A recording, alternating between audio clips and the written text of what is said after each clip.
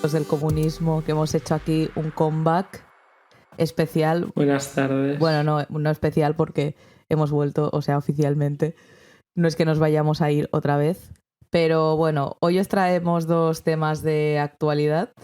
Pero antes vamos a presentar a los tertulianos que tenemos aquí, a Alberto.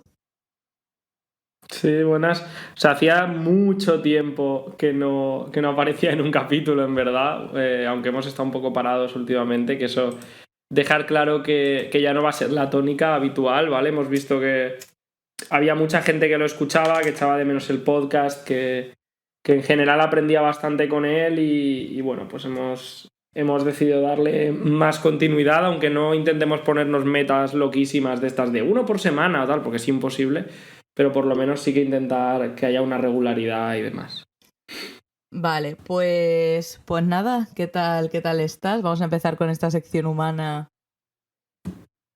Yo ahora mismo no tengo humanidad que seccionar, o sea, estoy bastante catacroker, ¿vale? Porque es por la tarde, me he comido una especie de puchero valenciano súper contundente que regalaban en mi pueblo, al sol, porque hace buen tiempo, o sea, estoy que no estoy. Entonces, ahora mismo ya yo no tengo... Pero bueno, bien, Bueno, tirando.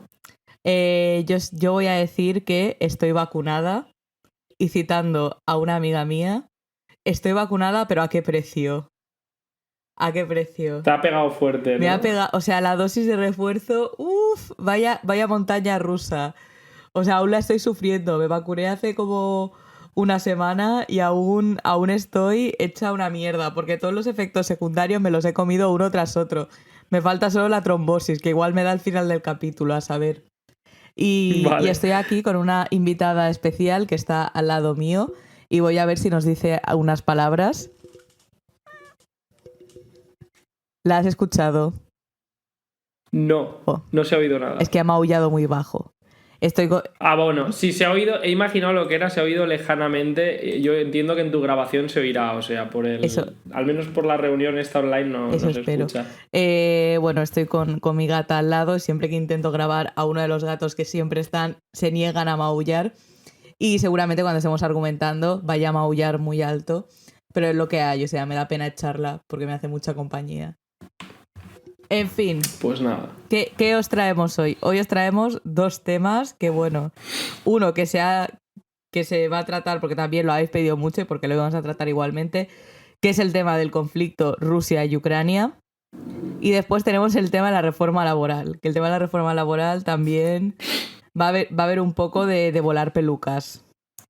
Sí, no, además en el de la reforma laboral, los 2 artículos tenemos una buena base, pero es que en el de la reforma laboral vamos a trabajar mucho sobre un artículo que está en la web de nuestra organización, ¿vale? De Organización Comunista Revolución, que lo bueno que tiene es que tiene toda la parte más informativa también está, ¿vale? Con lo cual, para quienes no seáis de España y os la trufe completamente la reforma laboral, pues os servirá a nivel político para verosla venir o para saber un poco cómo analizar la materia laboral desde una perspectiva comunista, pero para quienes seáis de aquí además os va a ser informativo, ¿vale? Porque realmente sí que vamos a hacer, así como en muchos otros temas lo vemos muy por encima, aquí sí que vamos a ver más en detalle el componente concreto de la reforma para que lo entendáis. Y bueno, sí, la parte Rusia-Ucrania, que madre mía, qué show de país. Ya pobres ucranianos, menudo puto show de país. Cada vez que buscaba como cosas nuevas de Ucrania, cada cual era peor. Sí, hay como 8 sectas nazis, su presidente es en plan Pablo Motos. Pablo Motos es, sí, el de la 4. Hostia, es que por un momento he tenido un lapsus. O sea, es como un tío del mundo, o ni eso, es como Sardá, es como un personaje del mundo de la farándula así súper trambólico. Es que después ves tú el tema del gobierno, la vinculación con las sectas nazis y todo esto, y el capítulo de Bielorrusia, como Bielorrusia, un país bastante extraño y trambólico, se queda un poco en pañales. Sí, totalmente.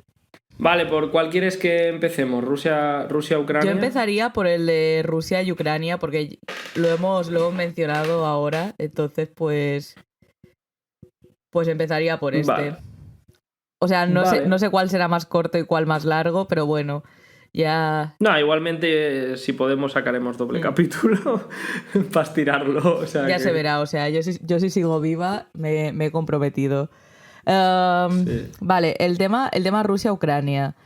El tema Rusia-Ucrania, a mí me gustaría empezar un poco recordando, o sea, poniéndome un poco así meta, recordando un poco cuáles son las posturas marxistas-leninistas sobre las cuestiones de guerras entre imperialistas. Porque a veces pasa que, como muchas veces se entiende la formación comunista como una especie de acumulación escolástica de obras y obras, caemos en la tendencia de ser un poco olvidonas en general.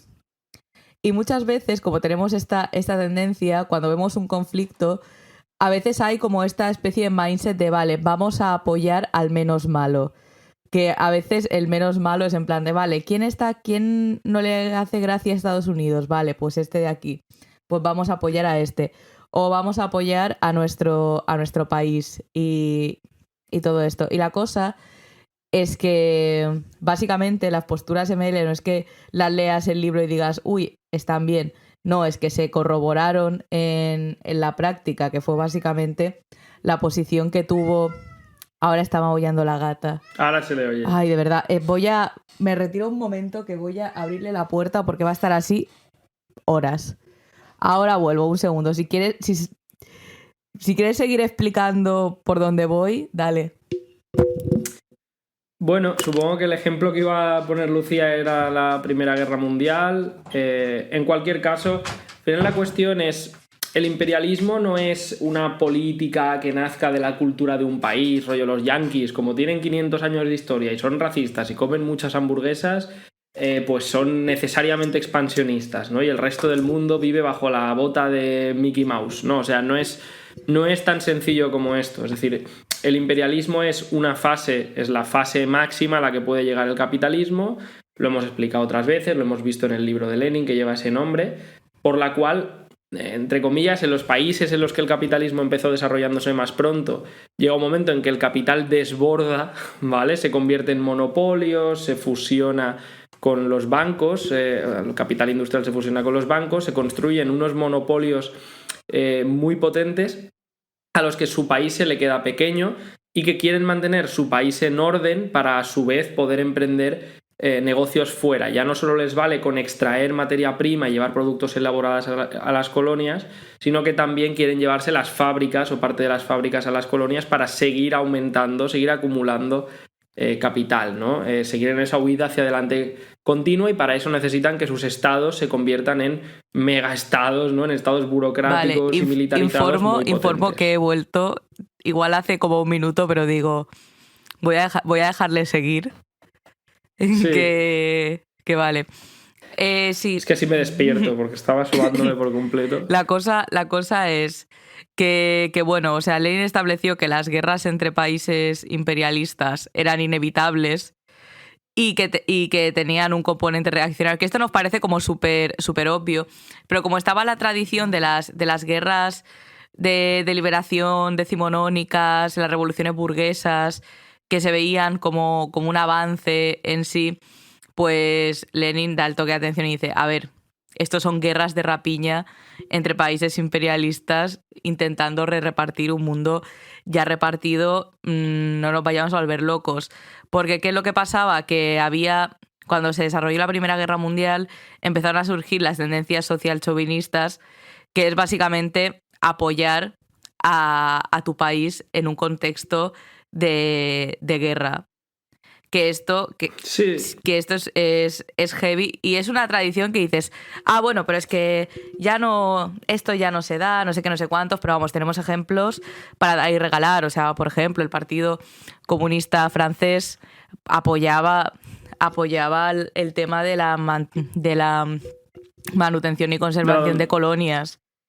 Sí, la dominación colonial de Argelia y la visión del imperialismo francés como la república civilizando el planeta, etcétera, ¿no? De hecho, a estos se les llamó varias veces la atención y esto se disparó sobre todo, obviamente, cuando Khrushchev da su golpe de estado en la URSS y empieza a promover posturas revisionistas, posturas reformistas desde la Unión Soviética. Antes de irnos mucho por los cerros de Úbeda, yo creo que más o menos está claro, ¿no?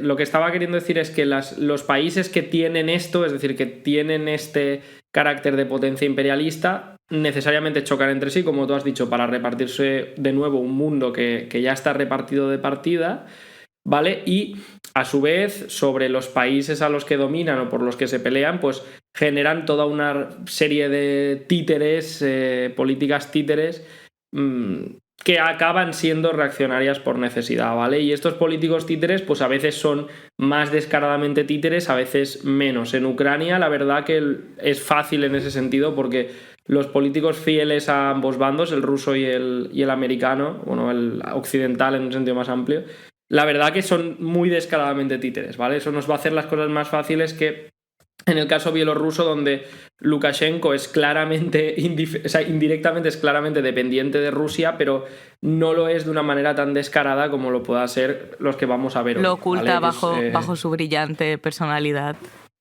de caricatura. Sí, bajo sus cojones. Sí. Bueno, vale, pues por dar un contexto más concreto de Ucrania, si te parece, Ucrania, pues eso, es un país del este de Europa, ¿vale? Pues eso, para quien vaya mal de geografía física. Ucrania es un país que perteneció al bloque soviético hasta el final. Es un país que no, a diferencia de la Rusia soviética, acabó estando en una situación, digamos, de dependencia o de dominación. Y es una situación en la que cuando la Unión Soviética se desploma, pasa de estar, digamos, bajo dominación rusa, fundamentalmente en los últimos años y progresivamente desde el golpe de Estado de Khrushchev, pasa a estar bajo dominación de distintas potencias imperialistas occidentales, especialmente Estados Unidos, ¿vale? Que fue la superpotencia dominante con diferencia.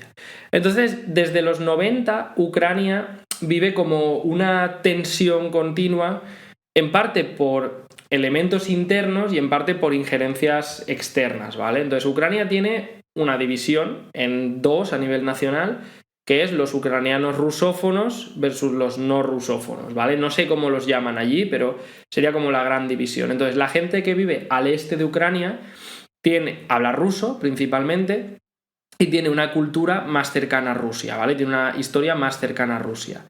Y la que vive al oeste, grosso modo, incluyendo la capital, Kiev, pues tiene una cultura más cercana a lo que podrían ser otras repúblicas del centro oriente europeo, ¿vale? Y es más antirrusa, más marcadamente antirrusa. Esta división ha sido fundamental en las injerencias imperialistas sobre Ucrania desde el principio, ¿vale? Y también en marcar su política. Entonces, ¿qué ocurre?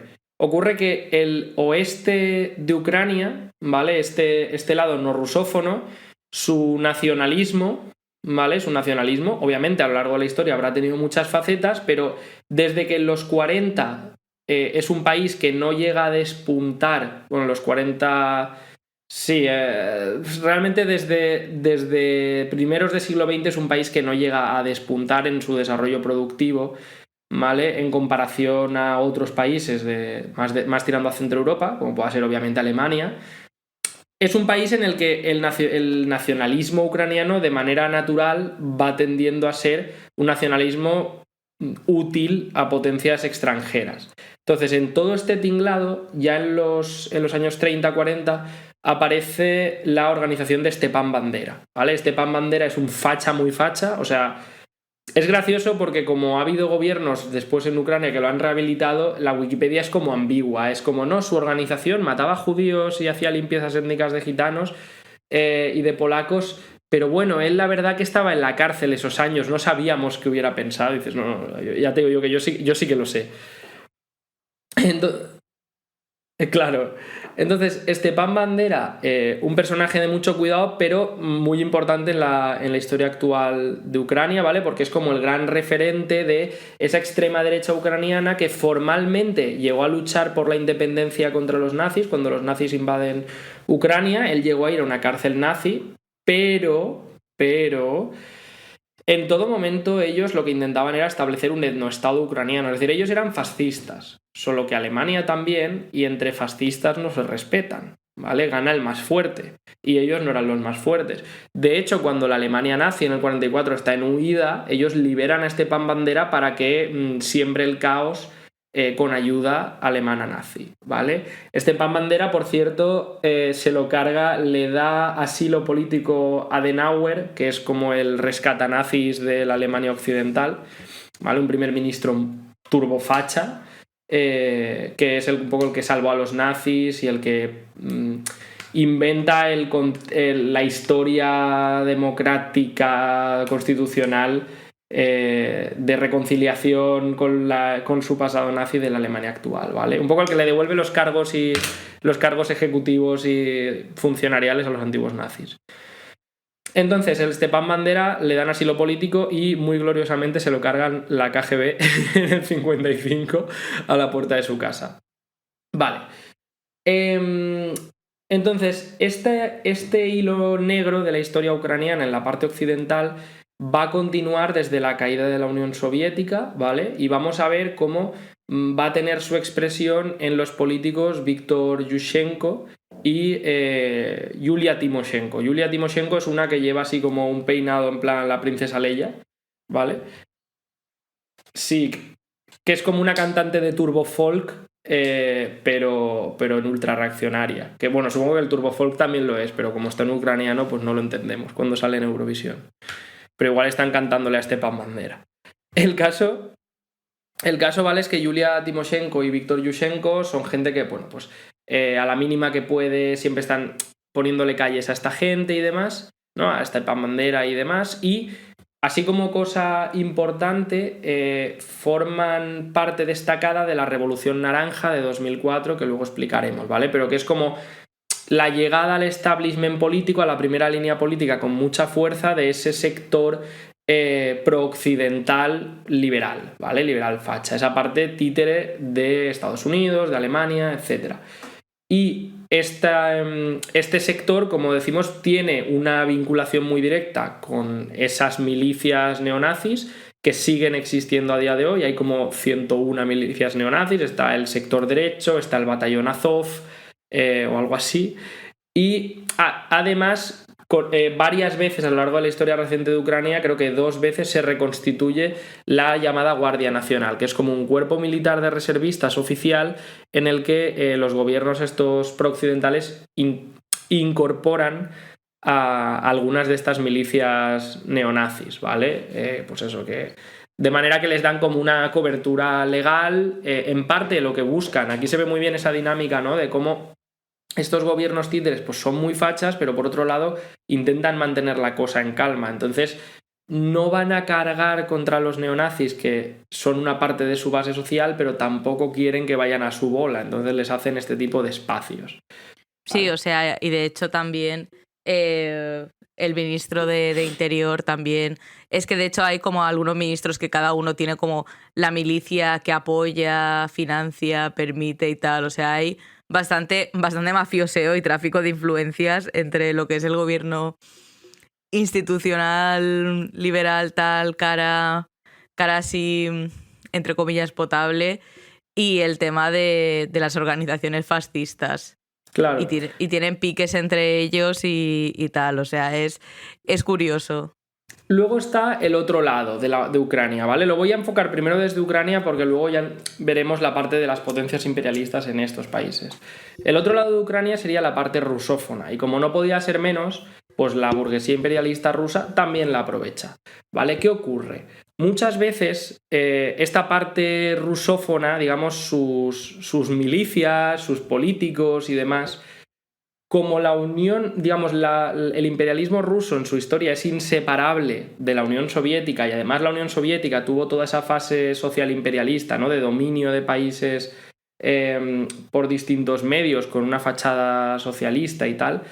Claro, es que estos políticos, quien más y quien menos, pues el que no te hace un desfile antifascista tontea con la hoz y el martillo, pero tiene mucho de puramente estético, ¿vale? Como, yo qué sé, como pueda ser que la extrema derecha en la República Francesa, su manera de ser racista muchas veces sea acogerse a la laicidad, ¿no? En plan, no, los inmigrantes son muy religiosos, nosotros somos una república laica, vamos a reprimirles porque son integristas. Sí, a ver, o sea, para hacer un inciso, pensad que ahora Rusia, como potencia imperialista, lo que es su historia en abstracto, los mayores pics del país como tal se dieron en la Rusia soviética, en el sentido de ganar la Segunda Guerra Mundial, la Gran Guerra Patria, todo esto al final, quitándolo evidentemente del contenido comunista que tenía y dejándolo solo como historia nacional y narrativa nacional, forma parte de su nacionalismo. Claro, entonces esto lo vamos a ver reproducido en la política digamos, de la parte rusófona de Ucrania, en cómo lo aprovechan, ¿no? Los políticos que quieren engatusar a esa base rusófona del este de Ucrania. Entonces, igual que por un lado está Víctor Yushchenko, por el otro está el otro Víctor de la política ucraniana, que estos dos han medio desaparecido, ¿vale? Pero, bueno, desaparecido del todo, que es Víctor Yanukovych. Vale. Víctor Yanukovych es como Mariano Rajoy, pero que le gusta el vodka. O sea, no es un político de izquierdas ni nada así, ¿vale? Es más burocratón, a lo mejor es menos liberal, es más conservador probablemente que Víctor Yushchenko, porque al final su lealtad está con Rusia y Rusia tiene este rollo. Pues eso, por un lado el filosovietismo a nivel cultural, pero por otro lado pues también es un país ultraconservador, ¿vale? Es un gobierno ultraconservador. Entonces, tenemos a esto, tenemos las milicias del Donbass, que ahora explicaremos de dónde salen y por qué, ¿vale? Donde incluso gente que con toda la buena voluntad del mundo, pensando que iba a defender una república popular del fascismo, pues españoles que fueron allí y tal, te contaban que allí pues, te encontrabas con nazis, con prorrusos, etcétera, ¿no? Pues, sí, al final fue un rollo paramilitar así. Sí, son paramilitares, muchas veces quienes más lo peten de esos paramilitares van a ser exmilitares profesionales, gente con formación rusa, porque es lo que pasa, insistimos, no es una cuestión de buenos y malos, o sea, los dos bandos en su base social tienen pues gente que por lo que sea nacionalmente es más de un lado o del otro, pero esto es instrumentalizado y en la medida en que no existe un proyecto propio de la clase obrera o de una liberación nacional ucraniana dirigido por la clase obrera, de manera natural este entorno siempre va a favorecer en la parte estable a políticos trepas como Yushchenko o Yanukovych, ¿vale? Que hagan guiños a su base social de una manera u de otra, y en los momentos tensos pues a milicias reaccionarias ya sea pues conformadas, porque tienen mejor acceso a fondos militares, es decir, porque al final Putin no va a financiar una guerrilla comunista, ¿vale? Si puede financiar a una guerrilla prorrusa entrenada por cosacos, yo qué sé. Vale. Entonces, la parte... Ahora, entendiendo un poco por encima los dos lados, ¿vale? Podemos entender el Euromaidán, ¿vale? El Euromaidán en 2014 es uno de los varios momentos revulsivos de un lado contra el otro, ¿vale? Que generalmente, como Rusia ha tenido más influencia que la Unión Europea y Estados Unidos sobre Ucrania, como ha solido ocurrir desde los años 90, han sido revueltas del bando pro-occidental contra el bando prorruso, ¿vale? Entonces, en el Euromaidán hay un golpe de Estado en 2014, en realidad perpetrado en buena medida por organizaciones de ultraderecha, más allá de lo que mucha gente pensó ahora que estaba defendiendo, que lo desconozco y no me importa mucho, donde se destituye al Mariano Rajoy prorruso a Víctor Yanukovych, y ponen a una serie de gobiernos provisionales que creo que llegan a durar varios años, ¿vale? Donde hay directamente ministros fascistas, ¿vale? Del partido Svoboda, del partido Libertad, que, pues eso, un partido de simpatías y tradición neonazi.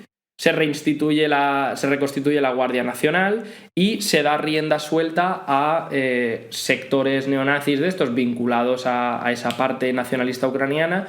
En particular, el que hace el agosto esa temporada es el Pravi Sector, ¿vale? El sector derecho, con la quema de la casa de los sindicatos, no me acuerdo ya en qué ciudad fue esto, pero esto fue muy sonado. la quema de un autobús lleno de militantes, no me acuerdo si eran comunistas o de un sindicato también, ¿vale? Barbaridades de este estilo. Entonces, como revulsivo frente a esto, y simultáneamente a este fenómeno, en el este de Ucrania, Rusia se anexiona Crimea, o sea, la invade militarmente con una excusa de mierda que es el típico referéndum. Vale, si os leéis el referéndum saldrá que los rusófonos votaron por mayoría absolutísima que Rusia se los anexionara. Vamos a ver.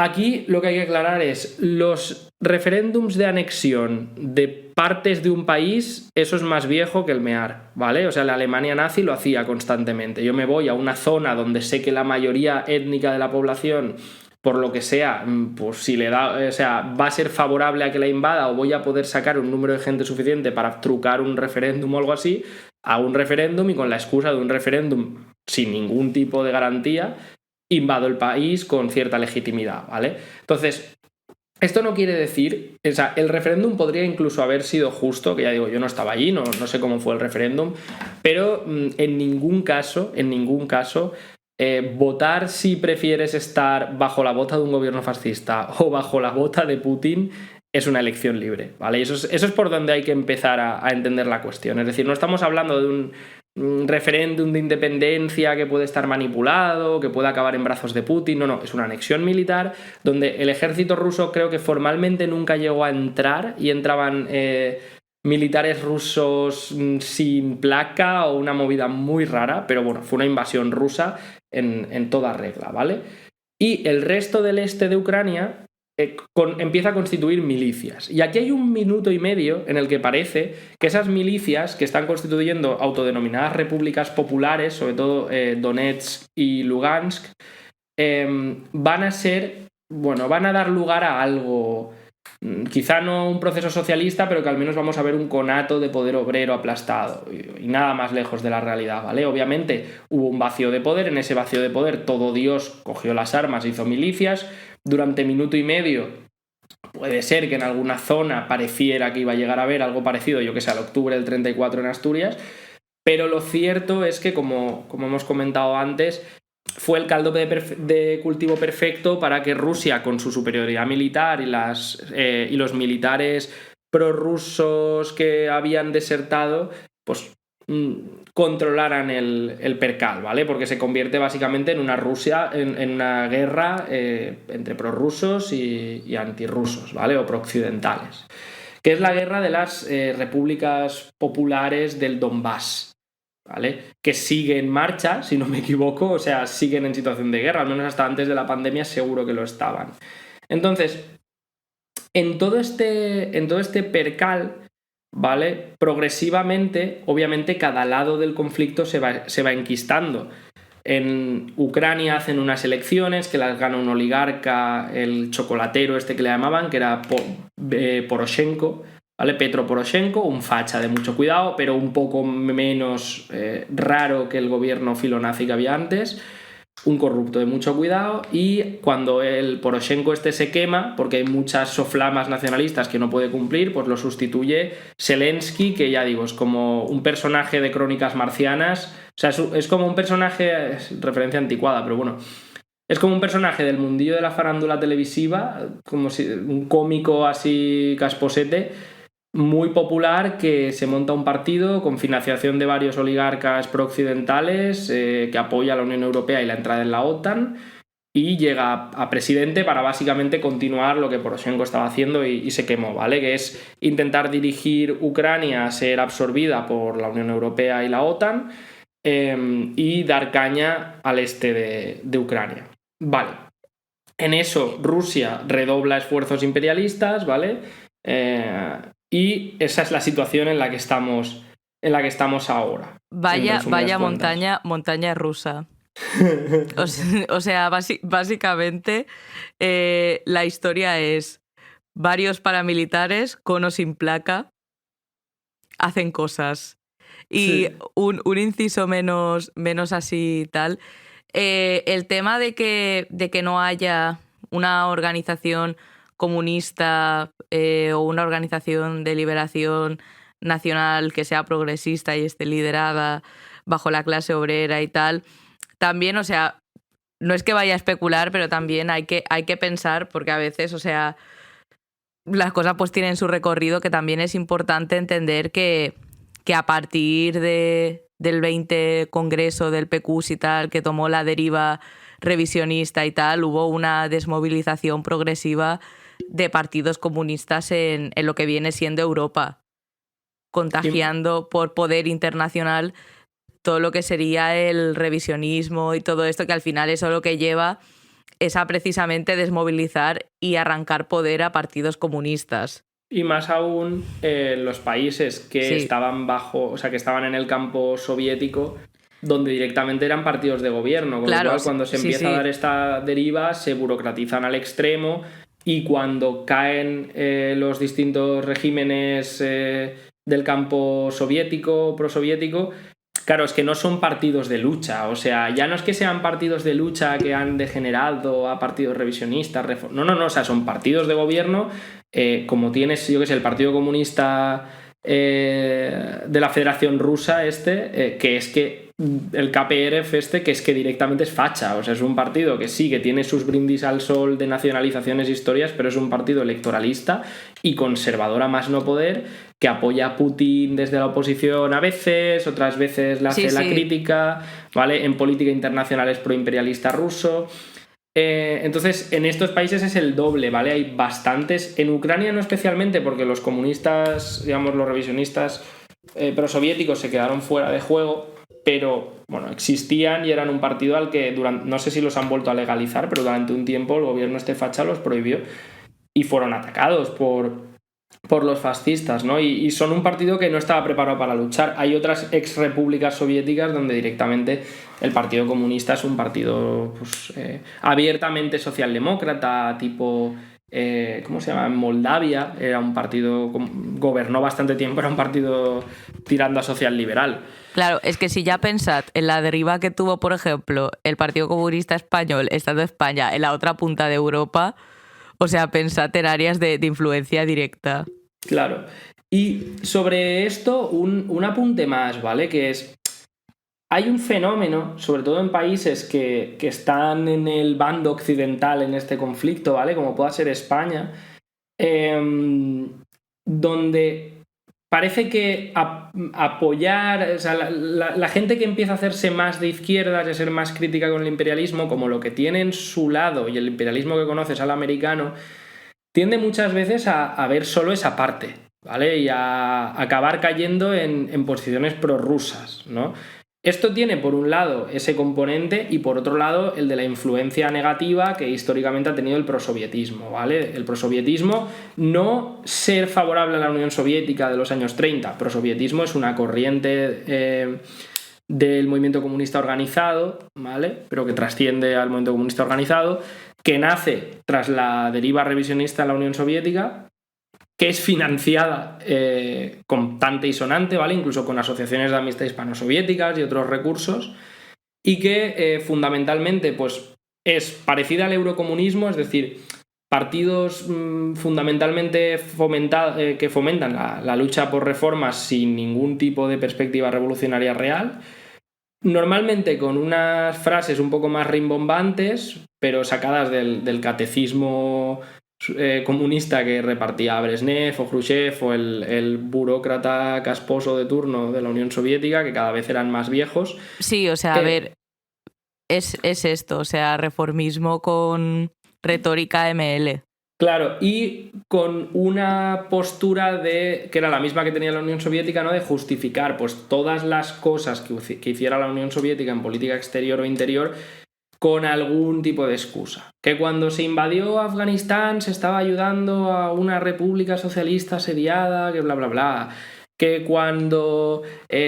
siempre había una buena excusa, ¿no? Incluso había situaciones inexplicables, como que la Unión Soviética tuviera vinculaciones turbias con militares que apoyaron el golpe de estado de Videla en Argentina, cosas así, o que apoyaran a Paco Macía, que era un dictador reaccionario guineano porque les dejaba tener una base de submarinos este tipo de cosas por las cuales se veía claramente que la Unión Soviética pues, ya no seguía una agenda revolucionaria en política exterior y sin embargo se le justificaba todo, ¿no? Entonces la mezcla de estos dos factores de que nosotros no vivimos en el lado ruso, ¿vale?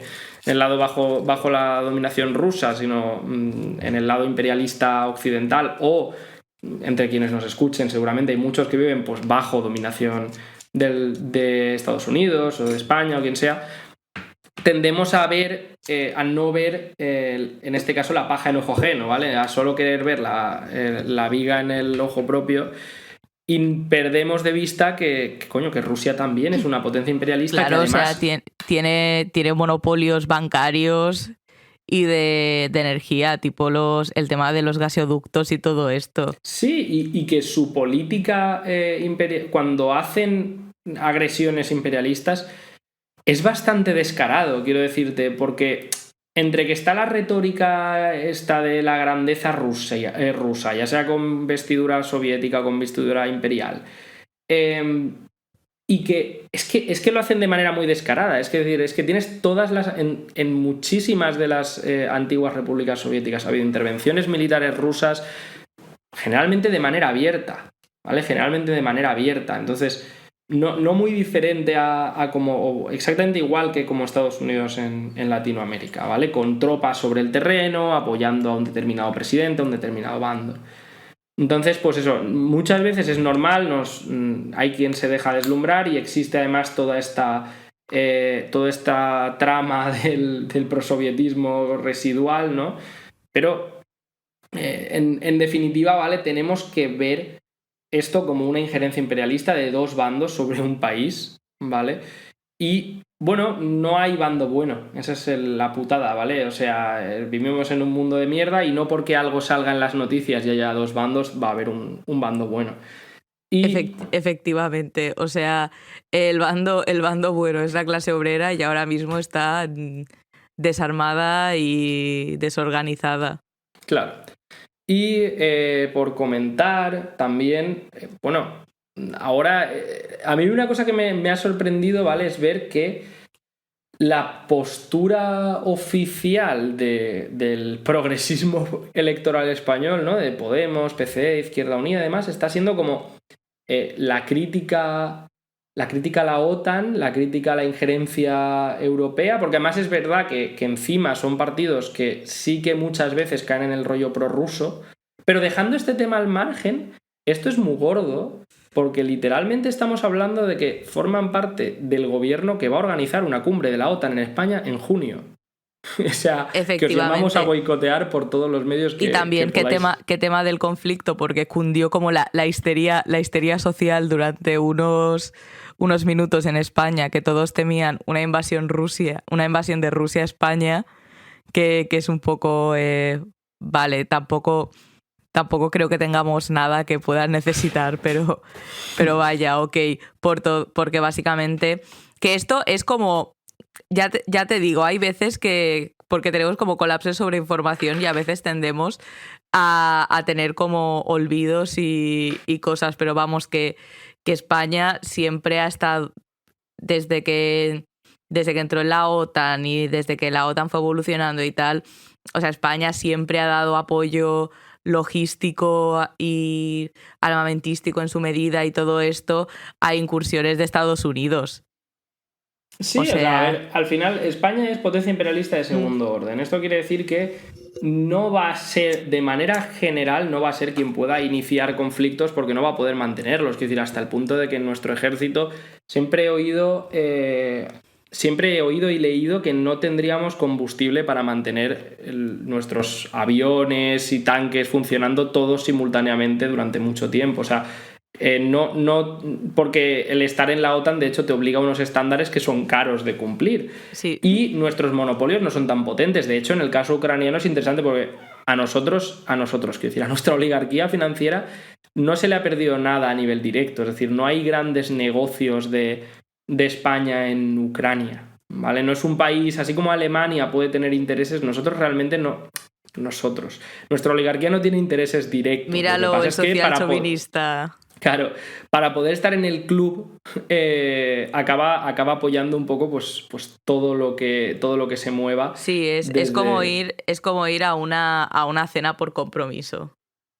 Sí, o sea, al final es un compromiso de conveniencia, ¿vale? O sea, para que la oligarquía financiera española, que es un poco más débil que la alemana o obviamente que la americana, pueda pillar, pues tiene que pegarse a rueda, tanto si le conviene más como si le conviene menos. Entonces, en este caso, obviamente, España no tiene una involucración directa demasiado grande en el este de Europa, pero aún así forma parte del cártel de países imperialistas que está tratando de anexionarse Ucrania. Hay bastante discurso y retórica pro-OTAN en el sentido de un sector de los políticos que siempre que, si se te ha olvidado, no pasa nada, que pone la tele y te recuerda los compromisos que tienen con la OTAN. Porque lo traducen como una suerte de estabilidad militar y estabilidad como país, de decir que estamos en la OTAN, hacemos cosas por la OTAN, mira estos 3 buques, mira qué bonitos, mira, siempre hay como este discurso porque claro, o sea, a fin de cuentas lo que quiere el gobierno es ratificar, ya sea por ejecución o por retórica también, la posición del país, o sea, que tú los oyes hablar y dices, coño, qué potencia imperialista de segundo orden, es que está como, lo ves como en subliminal. Claro, sí, yo por cierto, esto, tema al margen, las noticias, hacía tiempo que no veía noticias de la tele, o sea que iba directo a periódicos y demás, y además ahora tengo menos tiempo, y me sorprende mucho cada vez que las pongo que están ya en un modo muy, muy, muy descarado de noticia burguesa, o sea, hasta noticias chorra sobre la pandemia o costumbristas sin más, se convierten en una cuestión de fetichismo de la mercancía, o sea, de hablar directamente de, yo qué sé, lo bien que ha venido la pandemia al negocio de los libreros. Y dices, hostia, es que queda hasta frívolo, ¿no? En plan... Me refiero, es como, a ver, para empezar, bueno, lo bien que ha venido a las editoriales, quieres decir, principalmente a los monopolios que fabrican y distribuyen libros, pero en cualquier caso, o sea, menudo enfoque más peculiar de la cuestión de la pandemia, ¿no? Sí, es que además siempre sacan como a un comerciante aleatorio de la calle, en plan de, dinos que te ha ido bien, dinos que le ha ido bien a tu sector. Claro, en plan... Y el otro imagino que está en plan de, bueno... Pues la verdad que vendemos más, tal, y dices, hombre, ya, claro, y si no nos hubiéramos ido todos a la puta calle por la pandemia, igual incluso hasta vendías más, ¿no? O sea, igual habría distintas maneras de que se vendieran más libros, o de que no hiciera falta venderlos también. En fin, bueno, nos volvemos al hilo conductor. We are experiencing technical difficulties.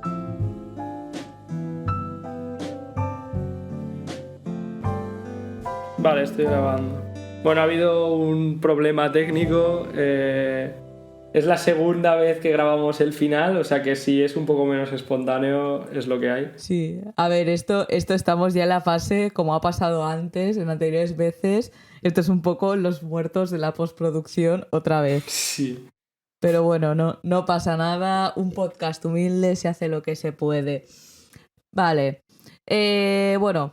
Lo que estamos haciendo es grabar un poco el cierre y nada, y queríamos cerrar recordando un poco lo que es la parte más actualizada de este largo conflicto, que es básicamente que una supuesta anexión de Ucrania a la OTAN implicaría tener una zona fronteriza importante pues militarizada con bases, con todo esto, cosa que es bastante inconveniente para el imperialismo ruso, porque es una parte importante que bueno, que ya podría ser zona de conflicto directo. Claro, entonces ellos están yendo ahora pues con todo lo que tienen. Porque Rusia es una superpotencia, pero a la defensiva, o es una potencia de primer orden un poco a la defensiva, de manera que no se puede permitir los conflictos de baja intensidad si quiere mantener su área de influencia, ¿vale? Mientras que Estados Unidos y la UE, si unen fuerzas utilizando la OTAN, solo con la presencia pasiva de unidades militares y de tratados,